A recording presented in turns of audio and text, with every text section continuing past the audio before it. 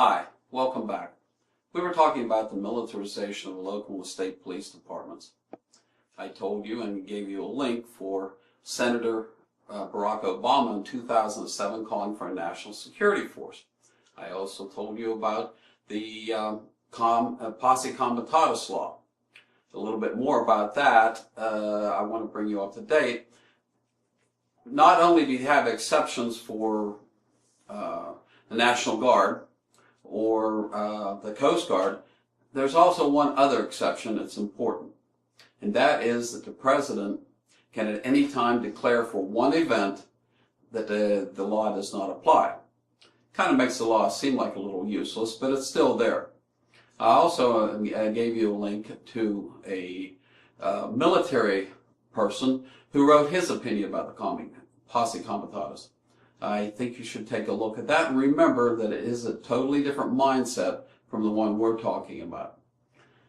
Now, President Obama asked for a review of the militarization of the local police, and I question whether that's really serious. Since 1990, $5.3 billion worth of equipment has been given to the local and state police forces. Pretty much anybody that asked them for something got it. Now, why I'm bringing this up is I want to pose something to you. What if someone tried to take control of the United States government? Could they do it? Well, most of you out there say, no, that couldn't happen. Well, one of the things that they would have to do if they wanted to take control is have an army behind it. Now, we're not the kind of countries like most countries in the world where the army just throws allegiance wherever it wants to. Our army is basically the allegiance is, totally to the Americans. If a president asked the army to fire upon Americans, there isn't one person in 10,000 would even think about it. So you now have military-looking people on the police force, armored personnel carriers, uniforms, everything. It's everybody's kind of getting used to it. It's kind of like I said, in the Bahamas, they had military standing on the corners on the holidays. And the people were used to seeing it. So your next question would be, would the local or state police ever fire upon people? No. There isn't one out of 10,000 would fire upon other Americans. So, what would they do? Well, you know that there are standards for police departments in the military. And a lot of people can't meet those standards, psychologically, mostly speaking. So if you had a national police force, national security force, maybe you would say, well, we'll take the people that doesn't qualify for the other forces, they'll listen to us. Then your next statement is going to be, oh, that could never happen, not in the United States. No way that could ever happen. Well, I must say, in 1978, it did happen. The governor and the state legislature of Pennsylvania enacted a law that would probably be one of the blackest marks on the state of Pennsylvania and the country in the history.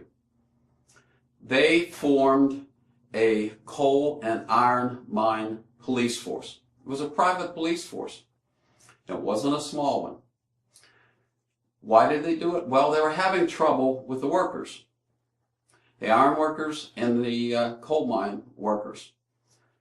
It was basically a group from the Brotherhood of Hibernians, Irish. Got to understand, when the Irish came over here, it was one of those hated cultures that ever came into the country.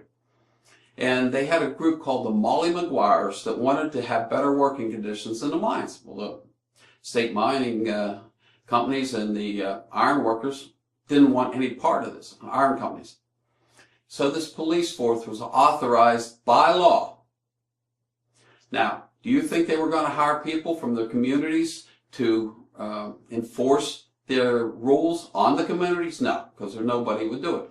So what did they do? They went to cities like Chicago and New York and got gangs off the streets, put uniforms on them, and called them the police. And if they told them to do something, they simply did it. Now, this wasn't a small force. From 1878 to 1931, 7,600 policemen were working in that area. And it lasted that long, till 1931. What did they do? Well, they made sure that no unions came into the place. If two people were meeting and talking along the street, they would ride up on horses and beat them up. You couldn't talk to another person by himself. My grandfather told me that he went to a neighbor's place one time and he forgot about the time, and it was after dark when he left the place and came home. Well, thankfully there was enough moonlight out that he could see, because he drove the whole way home without his lights on the car. Why did he do that? Because they weren't allowed out at night. They weren't allowed to visit at night, because they could be trying to pull some union business. He made it home because he was in fear of not only the trouble he could be into, but possibly a beating. This happened all over the country. You can Google it, coal iron police. You're not going to find much, but you will find cases, especially with the Molly Maguires, that they went to court, they won. It was a travesty. Why am I bringing this up? Because it can happen. It has happened. If you want a national police force, you're going to have to fill it with people that don't care. Psychologically ineffective people, because Americans will not fire upon Americans in most cases. Okay, now you say they get a national police force, that's not big enough. Senator Obama said he wanted a national police force as large as or larger than the military. I don't think there's enough people in the country to fill it, so what do we do? Well, let's go back to another war, the Revolutionary War. The British didn't want to fight all the dirty work themselves, so they hired Germans, the Hessians. They were mercenaries. And because of the Hessian mercenaries in the Revolutionary War, we had a bad taste in our mouth for hundreds of years about it. We did not like mercenaries, even though many of our soldiers, after wars were over and that they couldn't adapt to regular life, civilian life. They enlisted as soldiers of fortune, mercenaries all around the world. None of this was legal. None of it was liked. But starting after about 1990, we started having what is known as private security firms. Everyone has heard about private security firms working in Iraq, in Afghanistan, and other parts of the world. They're simply mercenaries with another name attached to them. Well, add it up. You have uniforms being customly seen on the streets. You can get psychologically defective people in there, and you can bring mercenaries into the country from other countries. Now you say, no, that could never happen. Well, let me introduce you to a thought called contrarianism. Contrarian thought. That is, when no one thinks something can happen, that's exactly when it can happen. We have a lot of things in this country that are going on right now. I'm not a doomsdayer or anything like that. I wrote about this in my book, Fatal Choice. And there are some decisions each and every one of us are going to have to make, probably in the very, very near future. And the choice that you make could be devastating. I want to give you as much background as possible so when it comes to that day, you can make it. Until the next video, I would really appreciate it if you could hit the like button, subscribe, tell your friends about it, and let everyone know that we're here to help.